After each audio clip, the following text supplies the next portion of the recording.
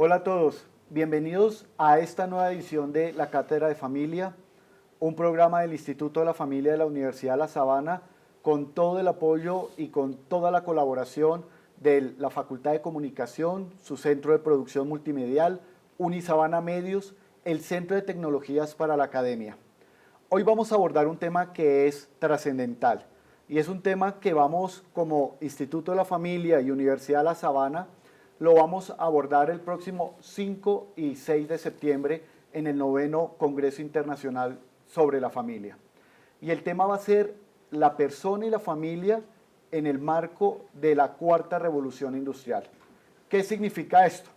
Significa cómo se está viendo impactada, qué cambios, qué desafíos y qué oportunidades trae para la familia, para la persona y la familia, todos estos cambios tecnológicos, la biotecnología, la nanotecnología, la ética digital, entre otros. Para ello, no solamente en el marco del Congreso tendremos invitados especiales, expertos nacionales e internacionales, sino que para hoy, para abordar ese tema, la persona y la familia en la cuarta revolución industrial, tenemos invitados a dos grandes profesores, dos profesores de la Universidad de La Sabana, que por su conocimiento, por su trayectoria, por su experticia, nos pueden dar un marco de cómo se está moviendo todo este tema. En primer lugar tenemos a la profesora Diana Muñoz. Diana, bienvenida. Gracias, Juan Camilo. Diana es profesora del Instituto de la Familia, además es abogada y especialista en desarrollo personal y familiar. Actualmente es estudiante del doctorado en Derecho en la Universidad del Rosario, ¿verdad? Así es. Muy bien, muy fuerte el doctorado. Como todo buen doctorado. Bueno, muy bien. Además es experta, tiene conocimientos en Derecho Nacional e Internacional, marco jurídico de las técnicas de reproducción artificial en Colombia y soluciones jurídicas a las crisis familiares y el desarrollo personal y familiar. Y también tenemos la grata compañía del doctor Julián Echeverry. Además de ser el director del programa de Ingeniería Mecánica aquí en la Universidad de La Sabana, el profesor Julián es doctor en Ciencias de la Ingeniería del Tecnológico de Monterrey, tiene una maestría en Ingeniería Automotriz del Tecnológico de Monterrey y además es ingeniero electrónico de la Universidad Autónoma de Manizales en Colombia. Profesor Julián, bienvenido. Camilo, buenas tardes. Muchas gracias por estar acá. Yo sé que no fue fácil acomodar su agenda para estar acá. Gracias.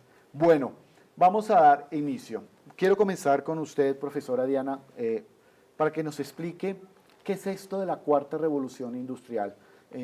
Cuando aprendemos sobre estos temas, pues tenemos el marco de la revolución industrial allá a finales del siglo XIX, la entrada de las industrias, la entrada de los motores a vapor, entre otros, pero ya estamos en la cuarta revolución industrial. ¿Qué significa todo esto?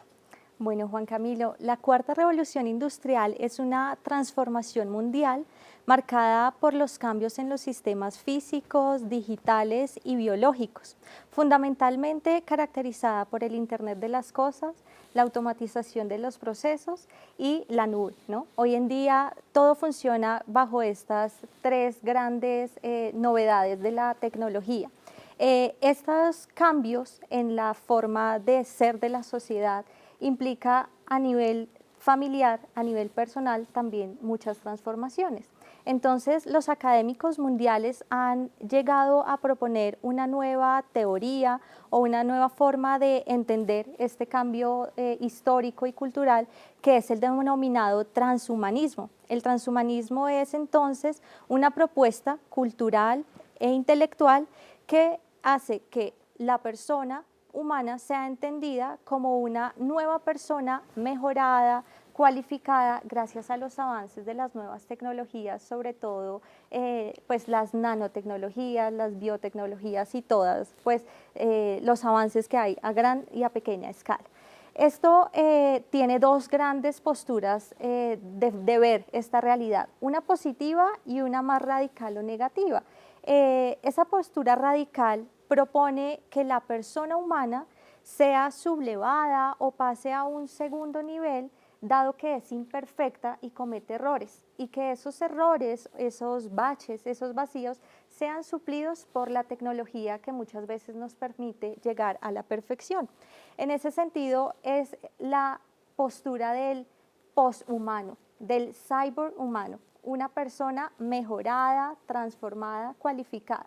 Pero esto implica desnaturalizar quiénes somos, el error, la posibilidad de caernos, de equivocarnos, es para la persona humana, para la sociedad, para las familias, muchas veces, o por no decir siempre, la oportunidad de mejorar, de crear cosas nuevas y de avanzar, ¿no? Ahí quisiera detenerme y perdóneme que la interrumpa porque me parece que usted acaba de tocar un tema que es muy importante. ¿Es posible reemplazar o suplir los defectos propios de la persona humana? Es decir, somos entidades perfectas, somos personas, cada uno es lo que es, inédito, único, irrepetible en la vida. ¿Hasta qué punto la tecnología puede llegar a suplir esos defectos? ¿Hasta qué punto podemos generar seres humanos perfectos? ¿Es necesario que seamos perfectos? Pues Juan Camilo, ahí hablamos de esa frase de perfectos en nuestra imperfección, ¿no? Y es, como te decía hace un momento, hay dos grandes posturas y es la respuesta positiva a estos cambios de época, que es el denominado humanismo avanzado. En esta forma de ver esta nueva realidad, lo que se propone es, la persona es perfecta como es, con limitantes propios del uso de la libertad, propio desde nuestra naturaleza, y la persona debe estar como protagonista de las nuevas tecnologías. En ese sentido, la tecnología no me va a reemplazar, no me debe perfeccionar, no me debe cambiar mis limitantes, por ejemplo, físicos, emocionales, psicológicos, sino lo que son es apoyos para que a nivel personal, familiar, comunitario, social, yo pueda ser mejor en lo que ya soy, ¿sí? Es decir, no vamos a transformar a la persona, sino a brindarle a la persona un contexto que le facilite sus tareas cotidianas y diarias a través de la tecnología. Ese es el humanismo avanzado que propone un gran autor que es Albert Cortina y justamente es uno de nuestros invitados al próximo Congreso Internacional. Quiero que dejemos un momentico ahí el tema de transhumanismo y poshumanismo, porque quiero conocer la visión ahora, porque usted es la visión desde un poco las humanidades. Pero tenemos aquí un ingeniero, ciencias duras, ciencias exactas, todo debe funcionar a la perfección. No desde la visión de la persona, Julián, sino de un ingeniero.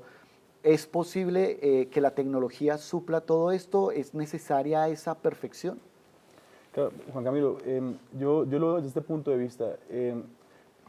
Si uno analiza las revoluciones industriales, la revolución número 1, la 2, la 3 y ahora la 4, en algunas de ellas se han ido hablando de cómo la familia, cómo la sociedad o cómo el ser humano pues, se ve impactada por esta revolución industrial. Tiene la palabra industria, significa que tiene que ver con algo industrial, con cómo la industria o el motor, digamos, manufacturero o industrial de un país pues crece y hace mover la sociedad hacia algún mismo punto en común, ¿no? Entonces, claro, si uno hablara de la tercera revolución industrial, donde lo principal fue que la obra de mano humana, pues la obra de mano, la mano de obra, digamos, un poco más artesanal, más humana, fue reemplazada por máquinas, por robots, un poquito que lo que hacían los seres humanos manualmente, luego se podía hacer de una forma más repetitiva por los robots. Esa fue la tercera revolución industrial. Y ahora, cuando hablamos de la cuarta revolución industrial, ¿cuál es la diferencia entre la cuarta revolución industrial y la tercera? Bueno, pues básicamente es que en la industria propiamente hablando, en la industria fuerte, en el músculo, digamos, manufacturero de un país, pues realmente lo que ha pasado es que se metió, como lo dijo Diana, se metió el Internet de las cosas, se metió todo lo que es el análisis de información, todo lo que es Big Data, se metió la información para tratar de mejorar mucho más la industria, ¿no?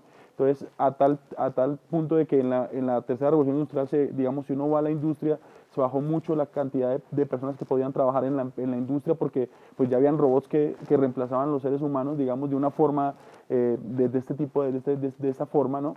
Y luego, en la cuarta revolución industrial, pues todavía se ve que casi que una planta manufacturera, una planta industrial podría funcionar prácticamente sola, o sea, con un par de trabajadores y no más que eso, ¿no? De hecho, ya hay algunas plantas industriales en el mundo que han logrado hacer esto, ¿no? Que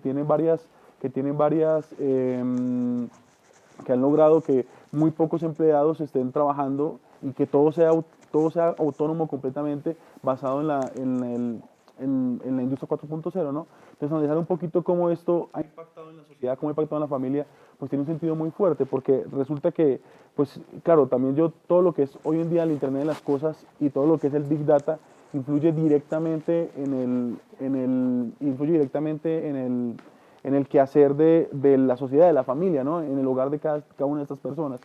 Precisamente las personas que están conectados a esta cátedra, que hay personas conectadas desde Colombia, España, Argentina, Ecuador, México, estaban viendo una presentación que hablaba diferentes momentos de las grandes revoluciones industriales.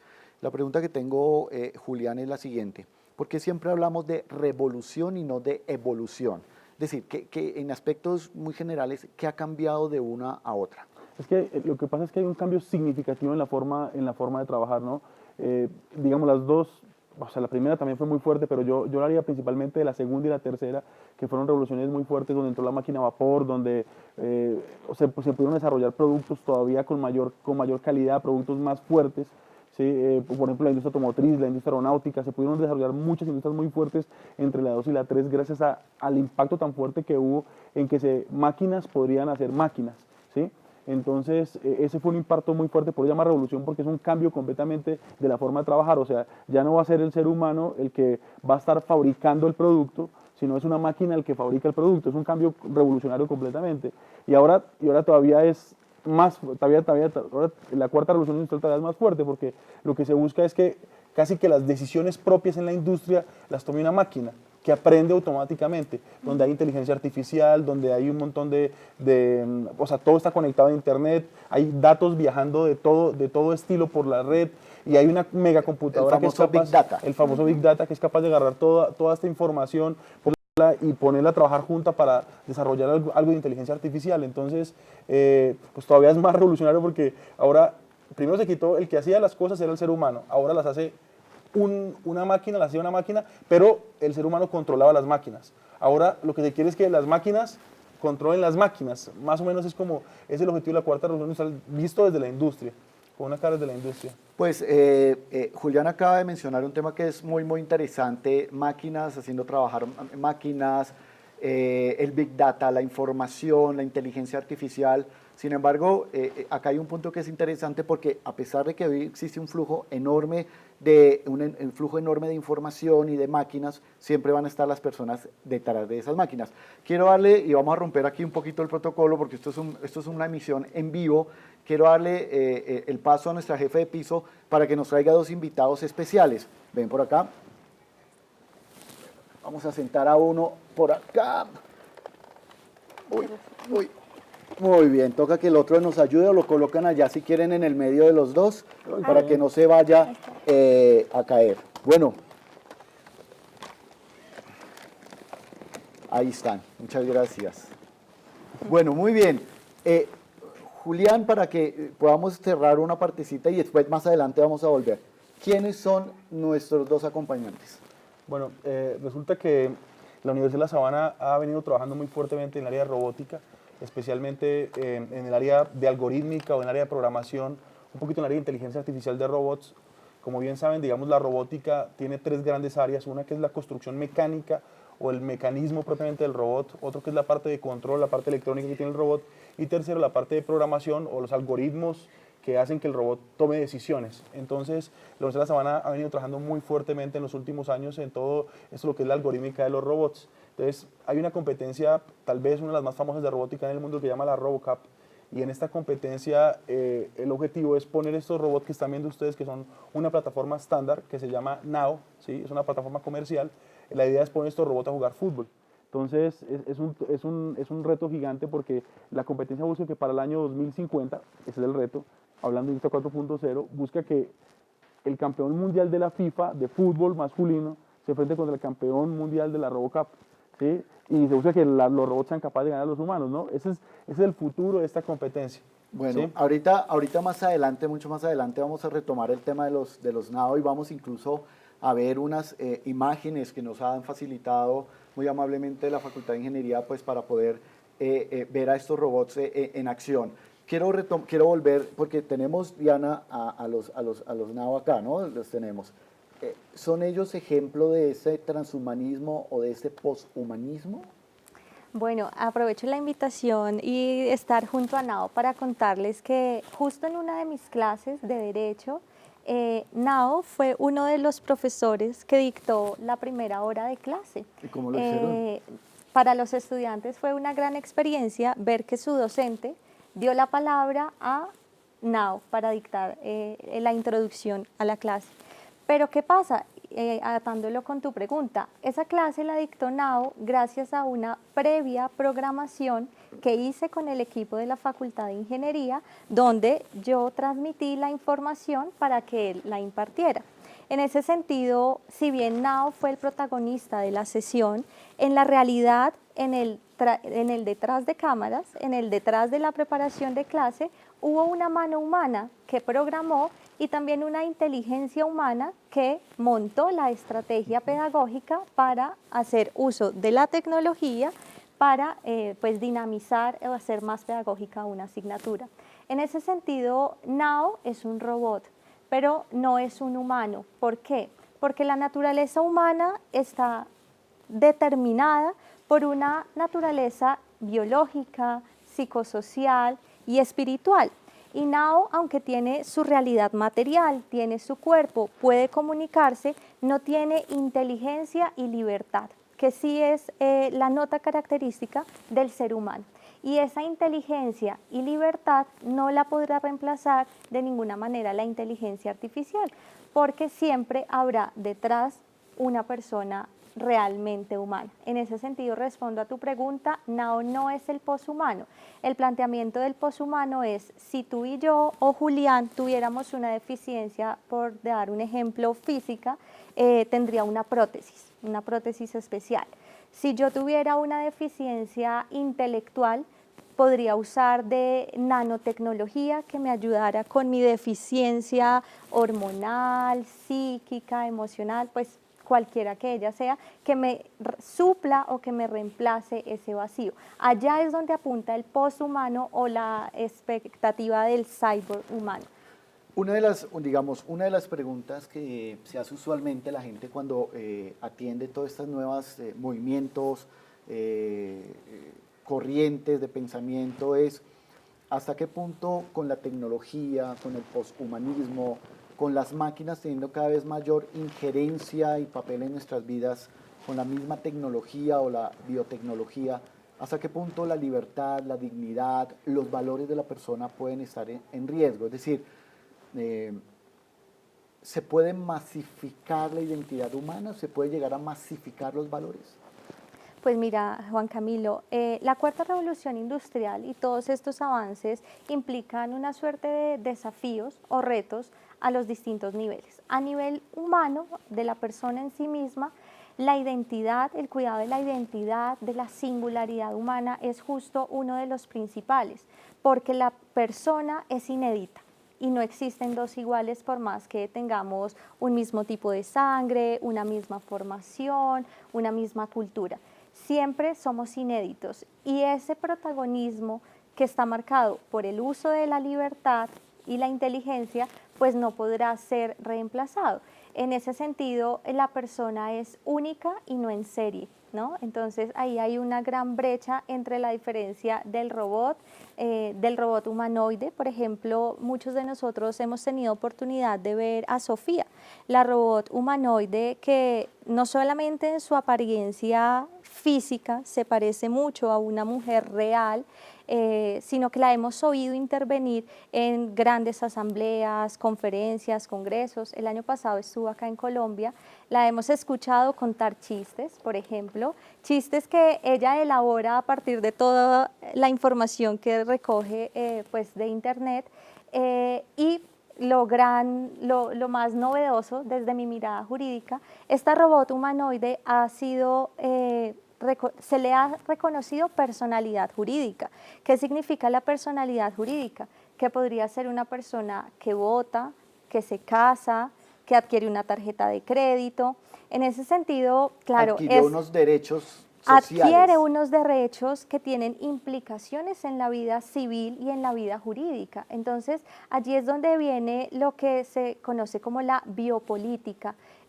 ¿Por qué? Porque todos estos avances pues tienen grandes oportunidades, pero también necesitan una suerte de límites. ¿Por qué? Porque pues Sofía es magnífica, Sofía logra grandes cosas, pero ¿Sofía se podrá casar? ¿Podrá contraer matrimonio? O antes se Pod- enamorará Se realmente enamorará, para tomar esa decisión. pero jurídicamente le hemos dado el estatus para poderlo hacer. Entonces, ¿habrá sido una decisión adecuada darle esta categoría de persona jurídica? Entonces, son los grandes desafíos, sobre todo en la esfera del actuar ético, y allí la familia es la protagonista, porque tenemos que formarnos, no solamente los niños, los adolescentes, sino nosotros, los adultos, los profesionales, en una gran habilidad que es el actuar ético. El humanismo avanzado del que hemos hablado propone dos elementos fundamentales para saber asumir los tiempos de hoy, y es que nuestro actuar, nuestra forma de pensar tiene que ser ética y responsable, y eso significa fundamentalmente que tiene que ser para el beneficio común y para el servicio de todos, ¿no? Entonces, es lo que debo pensar a la hora de tomar decisiones sobre estos avances tecnológicos. Usted acaba de mencionar algo muy bien y es el impacto, la bioética y el impacto que está teniendo todo esto, que no se trata de satanizarlo, no se trata de verlo desde una mirada negativa, catastrófica, sino esto es algo que está aquí, que hace parte de nuestras vidas. Ahora, ¿cómo lo manejamos de la mejor manera? ¿Cómo hacemos que interactúe y que haga parte de nuestras vidas de la mejor manera? Y evidentemente, este es un tema que ha impactado también y ha llegado a los hogares. Y hoy estamos hablando de las familias 4.0. Profesora Diana, ¿qué es el concepto de familia 4.0? Bueno, la familia 4.0 es la misma familia de siempre, que no cambia en su identidad, en su constitución, sino que tiene una transformación en su entorno, en el lugar donde se encuentra ubicada. ¿Por qué? Porque hoy la familia está, por dar un ejemplo, hiperconectada en la virtualidad, en la digitalidad, pero desconectada en la realidad. Entonces, por citar un ejemplo de lo que han encontrado recientes estudios, los matrimonios, las parejas, conversan todo el día a través de redes sociales, a través de chat, pero cuando llegan a casa, cuando están en el cara a cara, no hay tema de conversación, porque ya se contaron todo, porque no hay ninguna novedad, porque supe por redes sociales que hoy estuviste en un programa de televisión y se pierde un poco la vigencia de la información. Entonces, ¿cuál es el gran desafío allí? Pues tenemos que crear estrategias concretas. Hay familias, y de hecho ya lo venden en los centros comerciales y en distintos pues comercios, lugares de parqueadero para los celulares, por citar solo un ejemplo. Entonces, allí viene la pregunta para todas las personas que nos están viendo hoy. ¿Cuál es la estrategia que yo en mi casa, con mi esposo, con mis hijos, estoy poniendo en práctica para poner límite a esa hiperconexión virtual, ¿no? Por dar un ejemplo de los jóvenes o de los niños, hoy en día muchos de los juegos son a través de conexión a internet, y no estoy jugando con el vecino de la casa, sino con el joven al otro lado del mundo. Y muchas veces esto implica pues cambios en los horarios, en las rutinas, en la dinámica familiar en general, ¿no? Entonces, estos son dos ejemplos a nivel matrimonial, a nivel con los hijos, que nos muestran cómo la familia es la misma, pero está en un entorno distinto que le hace tener nuevos retos, nuevos desafíos, y que no nos podemos quedar con que son los tiempos de hoy, con que los niños vienen con el chip incorporado, con que hay una brecha generacional, sino que tenemos que asumirlo y de forma positiva, no desde el lamento, sino desde el protagonismo. Entonces, allí viene la primera tarea de la cátedra de hoy, que cada uno en nuestro papel familiar en el que nos encontremos establezcamos al menos una estrategia para lograr esa conexión del cara a cara, para llegar más a esa conexión real y darle un segundo lugar a la conexión virtual o digital. Muy bien, usted me ha dado pie para un tema, y es la relación que tienen hoy los menores de edad con la tecnología, con los videojuegos, y la mayoría de los juegos hoy día, digamos, su dinámica tiene que ver, además de su narrativa, su dinámica tiene que ver con conectarse a internet y compartir con otros. quiero darle el paso al doctor Francisco Alvarelo.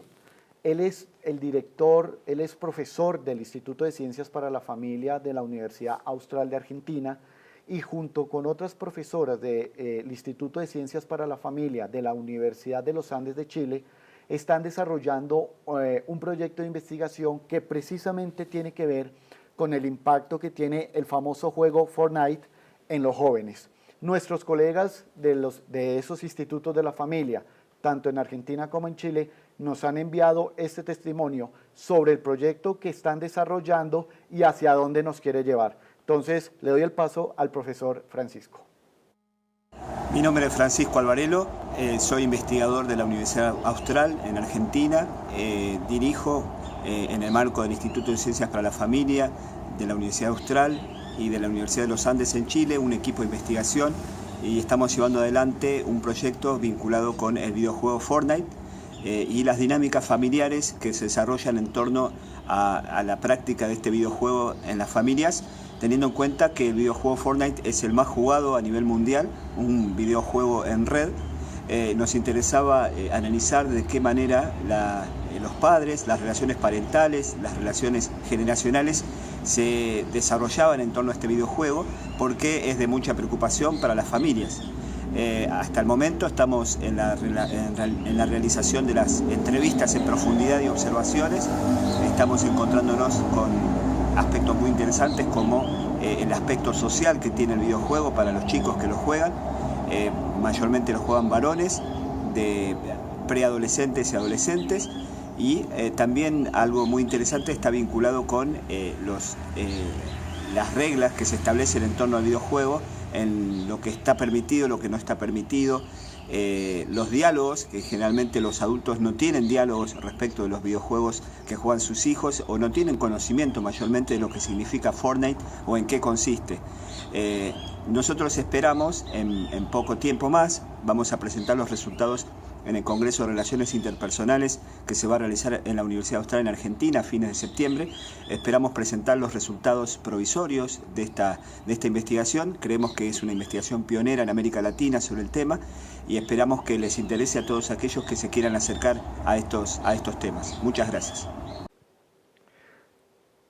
Bueno, es muy interesante el proyecto que vienen desarrollando y lo quiero amarrar también con una enorme cantidad de preguntas que nos están enviando. Muchísimas gracias a todos los que están conectados, muchísimas gracias por acompañarnos. Voy a tratar de reunir en términos generales las preguntas. Nos hace una pregunta Luisa Hernández, ella es docente de preescolar y quiere saber de alguna manera cómo lograr dar unas pautas para que los niños hagan uso responsable de la tecnología.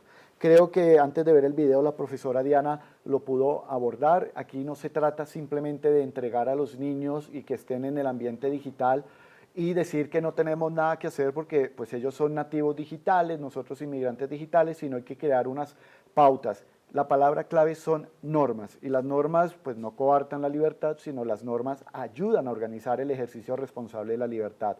Horarios, tiempos de uso, tipo de contenidos, tipo de videojuegos que se pueden tener en casa, entre otras, pues son algunas de las herramientas que nos permiten ayudar en todo esto. Nos pregunta Sandra Milena Ríos Villegas, ¿cómo afecta positivamente y negativamente la cuarta revolución industrial en las relaciones familiares? Quiero darle la palabra al profesor Julián, porque además de ser ingeniero y ser profesor, pues también es padre de familia. Puede llegar en esa doble rol suyo como experto en estos temas de ingeniería y de tecnología y como padre de familia, ¿puede la cuarta revolución industrial afectar las relaciones familiares? ¿Usted lo ha vivido? ¿Lo conoce casos? Pues yo creo que tiene, sin lugar a dudas, tiene un impacto significativo la cuarta revolución industrial en la familia. Ahorita lo mencionaba Diana un poco, es que hay que tener un control importante, o como tú le decías, Juan Camilo, tener unas normas importantes en casa para poder administrar esto. Realmente lo que queremos decir es que la revolución industrial, la cuarta revolución industrial, lo que está logrando, lo que está haciendo es que estemos todo el tiempo conectados y cada vez desde más temprana edad, ¿no? Ahora, una de mis hijas, la que tiene 6 años, pues ya casi me está pidiendo celular a los 6 años, me parece, mi primer celular fue a los 19 o 21 cuando yo estaba haciendo la maestría. ¿no? Y me parece bastante curioso esto, ¿no? ¿Ella está pidiendo un celular muy temprano o usted se demoró mucho en pedir uno? Bueno, puede ser las dos, ¿no? Pero claro, me sorprende mucho cómo hasta estas pequeñas cosas están impactando fuerte en la familia, ¿no? Y sobre todo a veces el desconocimiento que tienen, porque la cuarta revolución industrial implica dos cosas mucho, es manejo de información y todos conectados a la red. Eso es, lo difícil no es estar conectado a la red, lo difícil es el manejo de la información, ¿no? Cómo la información de nuestros hijos va a estar sometida, digamos, a muchas personas que la puedan estar viendo, bases de datos que se van generando, que son inteligentes, que van generando cuestiones ahí importantes. Entonces, ¿cómo hacerles ver a nuestros hijos desde la familia? ¿Cómo hacerles ver pues que ese contenido, que lo que están escribiendo, lo que están haciendo en las redes sociales o al estar conectados a la red, pues eso les va a implicar un futuro a ellos, que si lo manejan bien va a ser un futuro muy bueno, ¿no? Yo creo que ese punto de vista es algo que hay que pensarlo muy bien. Luego creo que hay otro punto que también es muy importante tocar y es que si uno ve los pasos de las revoluciones industriales, de la 2 a la 3 y de la 3 a la 4, yo creo que hay un tema muy importante y es la parte profesionalizante de nuestras familias. Dicho de otra forma es la parte profesionalizante de nuestros hijos, ¿sí? Cada vez se requiere pues profesionales mejor preparados, ¿sí? Y en este ramo tecnológico, pues cada vez necesitamos profesionales mejor preparados también fuertemente en esta rama tecnológica, ¿no? Entonces, cómo también desde la familia impulsar a que nuestros hijos pues puedan tener ese futuro profesional, pero que también se involucren fuertemente con estas nuevas tecnologías desde el punto de vista profesional, ¿no? Entonces así como pasó en la tercera revolución industrial, que ya no fue tan necesario la parte artesanal, entonces empezaron a crear muchas carreras tecnológicas e ingenieriles para poder dar respuesta a la industria, y ahora, pues con mayor razón, esta cuarta revolución industrial pues requiere también carreras y programas académicos y un desarrollo profesional más fuerte, ¿sí? Entonces, pues también cómo meterles a nuestros hijos que la parte que se tienen que preparar muy bien profesionalmente, porque si no la industria, si no se preparan muy fuertemente, la industria pues no van a ser tan fuertes no son los profesionales que la industria espera, vaya. Pero eso no significa que las humanidades se acaben, que las ciencias sociales, es decir, yo quiero insistir en una mirada un poquito más equilibrada, ¿cierto? En el sentido de que todo esto ha llegado a ayudarnos a nuestro servicio y nos ha facilitado muchas cosas. Y aquí, digamos, hay dos generaciones. Una generación, la suya y la mía, pues que venimos de ese mundo analógico, monotemático, monocromático, totalmente unidireccional en su relación con los medios y la tecnología, y tenemos a una mujer muy joven que seguramente es nativa digital, en donde viene y creció en ese mundo digitalizado, multitemático, multipantallas, convergente, una serie de cosas. Y quiero con eso preguntarle a Diana, usted es muy joven, es mamá, digamos, nueva mamá, está recién hecha mamá. ¿Cómo ve usted esa relación con la tecnología? ¿La tecnología le ha ayudado a usted en algo en ese proceso de ser mamá ahorita y de crianza de su hijo, por ejemplo? Bueno, Juan Camilo, efectivamente, soy esposa y mamá reciente y definitivamente la tecnología es una aliada.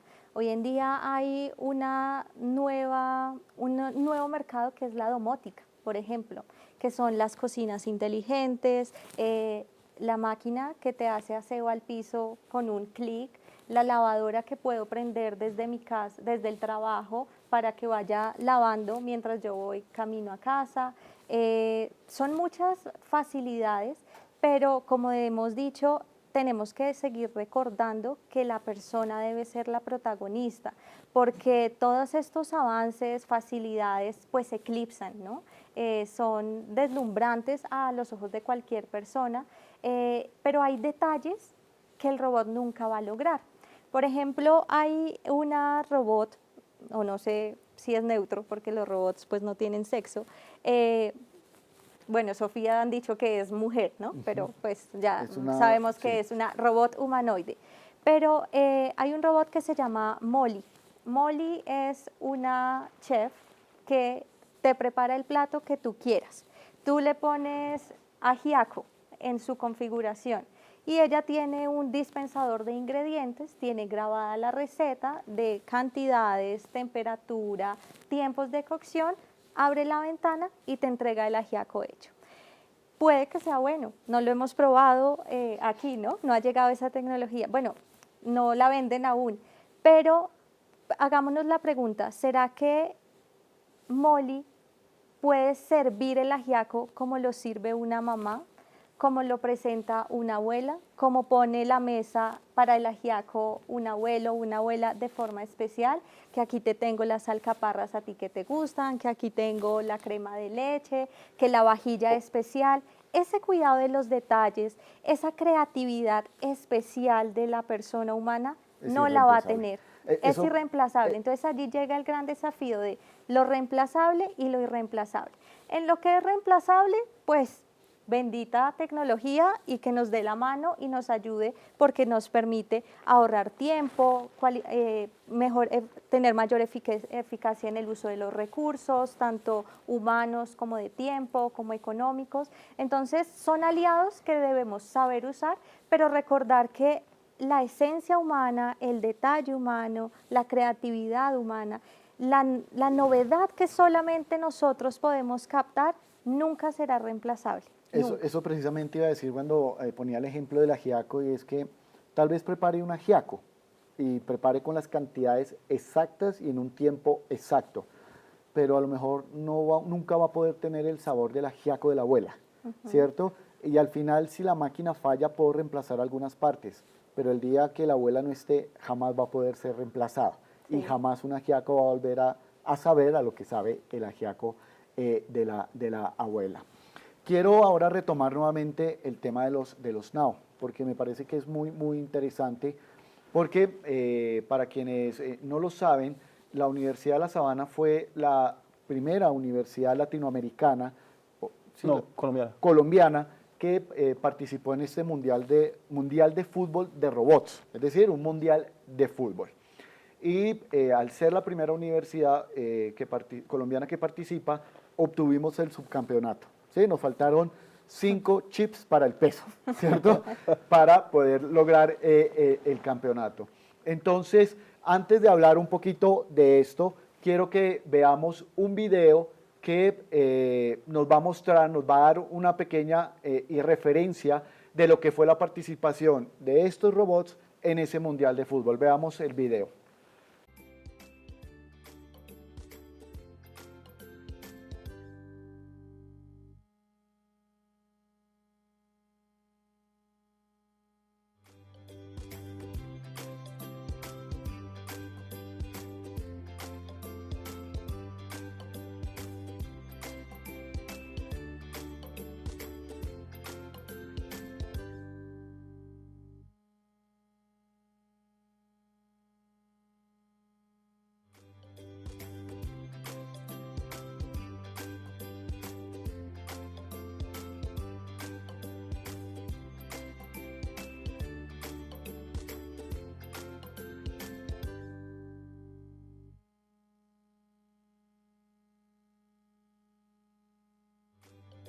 Ahí tuvimos unas imágenes de lo que fue.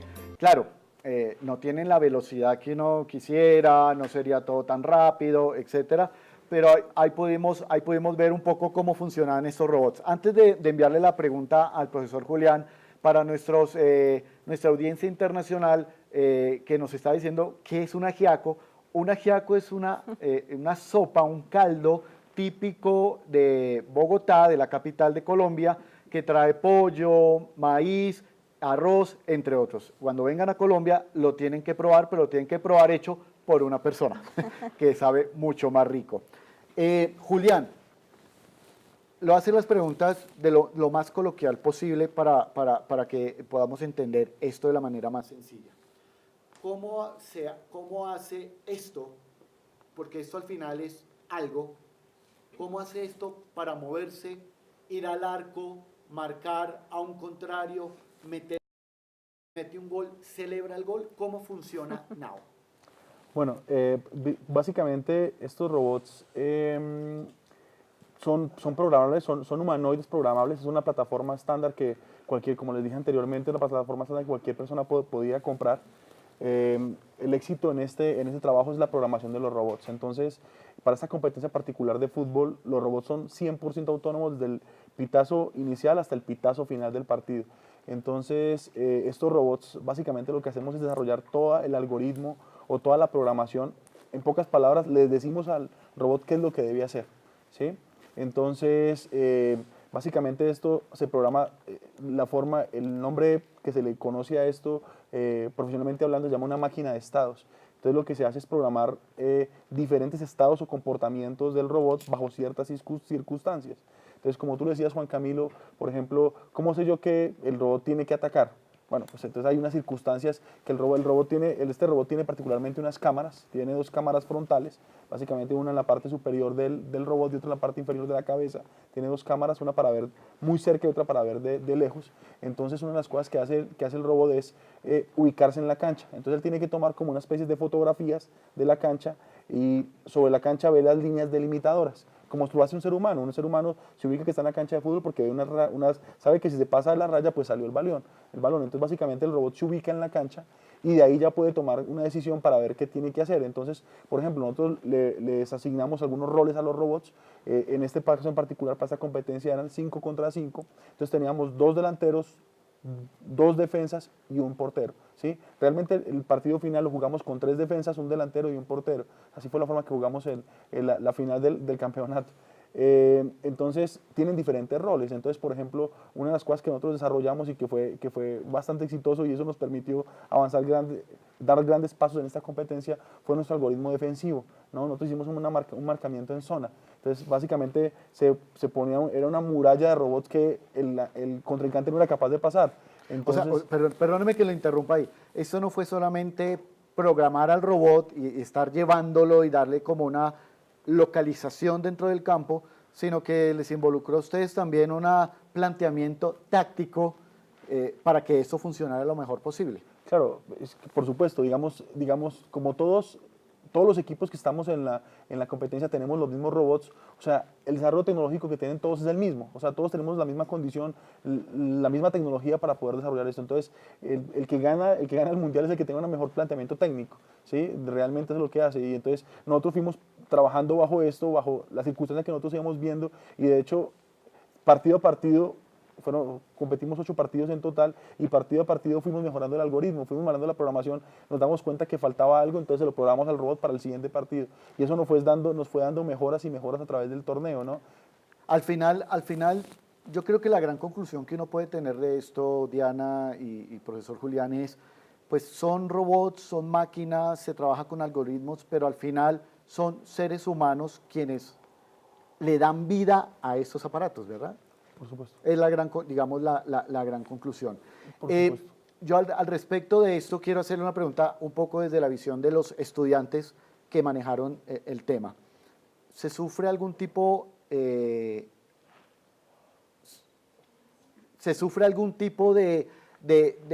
duelo? ¿Se sufre algún tipo como de tristeza cuando los estudiantes ya empacan esto en sus maletas especiales y se separan de ellos? Sí, mira, ahorita que tú decías un poquito, cuando me haces la pregunta que lo celebran, mira que, fíjate que no lo celebran porque, digamos, programar los estados para que el robot sepa que acaba de meter un gol no es tan sencillo. Entonces, los robots meten el gol, pero no saben que metieron el gol. O sea, los que lo programamos somos los que disfrutamos el gol. O sea, los robots, por supuesto, no sienten, no tienen ningún tipo de sentimiento, pero nosotros sufríamos en la competencia. Cuando el robot iba a patear al arco, nosotros casi que pateábamos por ellos desde afuera. Entonces, se empieza a tener una conexión tan fuerte, lo que tú dices es muy, no lo había pensado de esa forma, pero el ser humano empieza a tener una conexión tan fuerte con estos robots que empiezan a haber unos sentimientos, no necesariamente por el robot, sino por lo que el robot es capaz de hacer, ¿sí? Entonces, claro, cuando tú dices, claro, yo una semana después de haber llegado del Mundial, yo todavía pensaba en los robots, o sea, como que los extrañaba, pero no extrañaba propiamente a la máquina, a lo que está ahí, sino lo que nosotros habíamos sido capaces de hacer con ellos. Muy Entonces, bien. Lo que extrañábamos era esos sentimientos que nosotros habíamos, o más bien esas acciones que nosotros le habíamos programado. O sea, finalmente me estaba extrañando algo que yo mismo o que mis alumnos mismos habían creado. ¿Sí? Muy bien. Tenemos en este momento, para quienes están siguiendo la transmisión, tenemos un pequeño inconveniente con un fallo de la energía, de la energía eléctrica a nivel general aquí desde donde estamos haciendo la transmisión, pero el audio sigue funcionando y hay que seguir aquí trabajando a pesar de las dificultades. Diana. Bueno, toda esta discusión me recuerda, no sé si algunas de las personas que nos están siguiendo han tenido oportunidad del libro Sálvese quien pueda, que asegura que en 20 años el 47% de los cargos, trabajos, roles actuales van a haber desaparecido, van a haber sido automatizados o reemplazados por un robot. ¿Esto a qué nos lleva? Siguiendo la discusión de Julián sobre esa falta del sentimiento humano y también lo que decía hace un momento de la necesidad de seguir formando a los jóvenes de hoy, nos conduce a el tema de las nuevas habilidades laborales. Y no solamente laborales, sino las nuevas habilidades de desarrollo humano. Y algunos autores las han denominado las habilidades blandas.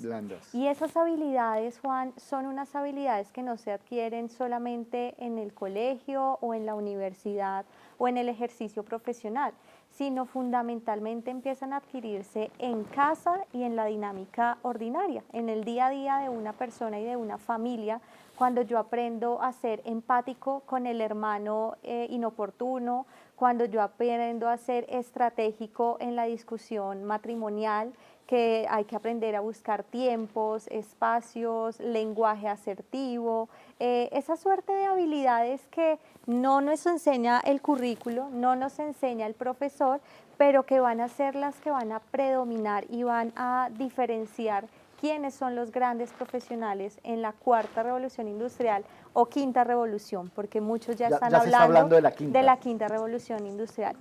Y en ese sentido, hay una palabra o una expresión clave a la que debemos apuntar, y esa es la formación del criterio humano, que debe aprender a saber en qué momento, hasta dónde y de qué manera, ¿no?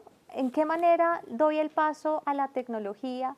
¿Hasta qué momento? ¿En qué lugar doy el protagonismo a la persona? ¿Cómo hago el balance? El criterio es la clave, el actuar ético y responsable, ¿no? Muchos de los trabajos también, gracias a las facilidades de la tecnología, se van a hacer desde casa. Eso implica una toma de decisiones en el balance familia-trabajo, uso de los tiempos, uso de los recursos. Entonces, saber discernir se aprende en casa, y allí pues tenemos que ser conscientes de esa tarea que empieza y que se realiza en el día a día del hogar. Yo quiero ahí retomar un poquito con lo que estábamos viendo y lo que están viendo ahorita las personas en pantalla, que son algunas imágenes del partido, y es precisamente estos robots cumplen unas reglas, son una especie de, son jugadores que también tienen un fair play, es decir, porque claro, cuando hablamos de la persona y la sociedad estaríamos también hablando de una ciudadanía 2.0, de unas competencias ciudadanas digitales o para el ciudadano digital. En el caso de estos robots de los Nao, ¿cumplían las normas? ¿Había un árbitro? ¿Cometían faltas? ¿O se da ya por defecto de que si se estrellan, pues hace parte del manejo del algoritmo? ¿Cómo funciona eso? No, Camilo, por supuesto que había normas, de hecho hay un reglamento, que el reglamento es parecido al reglamento del fútbol de nosotros, pues de los seres humanos. Claro, si los dos jugadores, si los dos robots en particular iban a disputar un balón y iban juntos, si uno empujaba al otro se caía, no es falta. Pero si por alguna razón un jugador empujaba al otro sin estar yendo por el balón, era falta. De hecho, nosotros pues lastimosamente perdimos el Mundial en el último minuto, perdimos 4-3 contra Rusia, porque un jugador del otro equipo estaba empujando a un defensa nuestro. El árbitro, no sé en qué momento, es un árbitro humano, el árbitro... No sé el árbitro en esta ocasión es humano. Es humano. Okay. El árbitro se descuidó y cuando volteó a ver, lo único que vio fue que el robot de Rusia estaba en el suelo. Entonces él pensó que la falta había sido... ¿No había VAR? ¿No había algo así? Pues no había VAR. Entonces el robot, el árbitro pensó que la falta había sido nuestra porque el robot contrario era el que estaba en el suelo, pero había sido al revés, sino que el de nosotros por estar digamos, mejor ubicado en el forcejeo con el robot se cayó fue el de ellos, ¿no? Entonces nos pitaron falta, sacan la falta en este campeonato, es que te quitan el robot del campo, o sea, te sacan el robot por unos segundos del campo y luego el robot puede volver a entrar, pero al quitarnos el defensa del campo, el robot de ellos quedó prácticamente enfrente del portero nuestro. Ya. Y ahí fue cuando pues, perdimos 4-3, ¿no? Entonces sí, hay unas reglas, por supuesto, las reglas están, y entonces cuando nosotros estamos programando, cuando nosotros estamos diciéndole al robot qué tiene que hacer, pues en ese momento tenemos que programar las reglas o las normas del robot. Ok. Diana, en ese orden de ideas, se debe crear una especie de, tú lo mencionaste, existen las competencias blandas, pero se está desarrollando esas competencias digitales. ¿Cuál debe ser el actuar o cuál es el marco que regula el actuar de los ciudadanos 2.0? Pues mira, Juan, el Estado como ente soberano, regulador de las actividades que realizamos las personas, los particulares, tiene allí un llamado y una tarea por hacer, porque en muchos escenarios, por citar un ejemplo, el ámbito de las biotecnologías en la reproducción humana, en este momento existe un vacío legislativo, no hay reglas de operación que establezcan hasta dónde puede llegar la tecnología, hasta dónde puede existir, digamos, la innovación, el emprendimiento, porque detrás de todo esto está el signo pesos, por supuesto, ¿no? Como decía Julián al iniciar nuestra cátedra, estamos hablando de una revolución industrial, ¿no? O sea, estamos parados sobre la industria y detrás de la industria está el signo pesos. Entonces, el Estado tiene una tarea de regular todo lo que implica estos avances tecnológicos, pero descendiéndolo al nivel más interno de la persona, al nivel de la familia.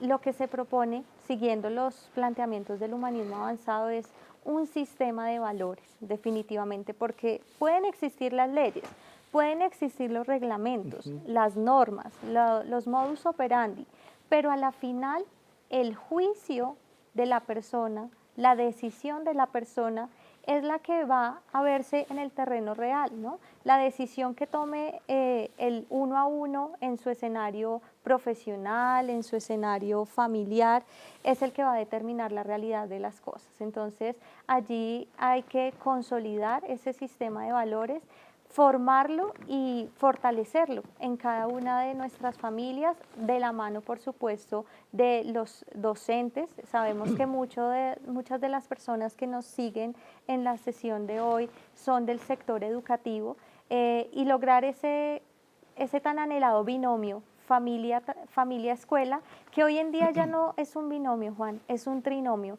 familia, escuela, tecnología, porque la tecnología ayuda en casa y ayuda en la escuela, y tenemos que lograr esa unión de sinergias para formar ese criterio humano que nos permita tomar las mejores decisiones en el uso de la tecnología.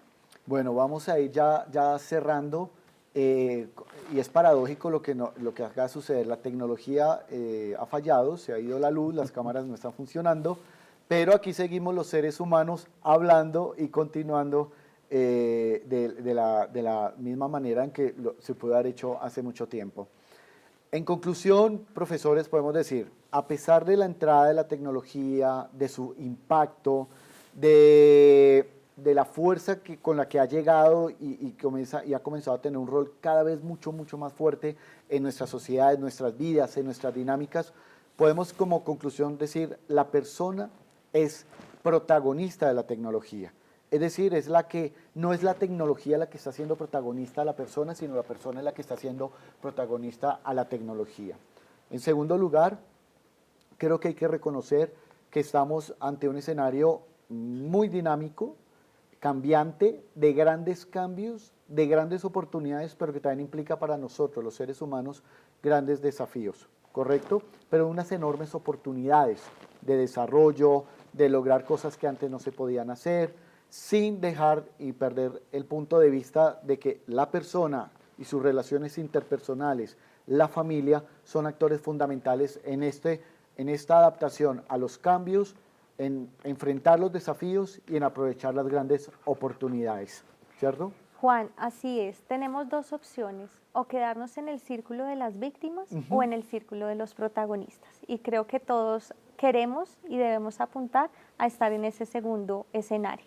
Muy bien, no ser víctimas, ser protagonistas de estos grandes desafíos. No estamos en una época de cambios, sino en un cambio de época y hay que afrontarlo como tal.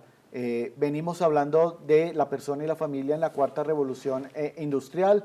Ya en algunos países se viene hablando de cómo prepararnos para la quinta revolución.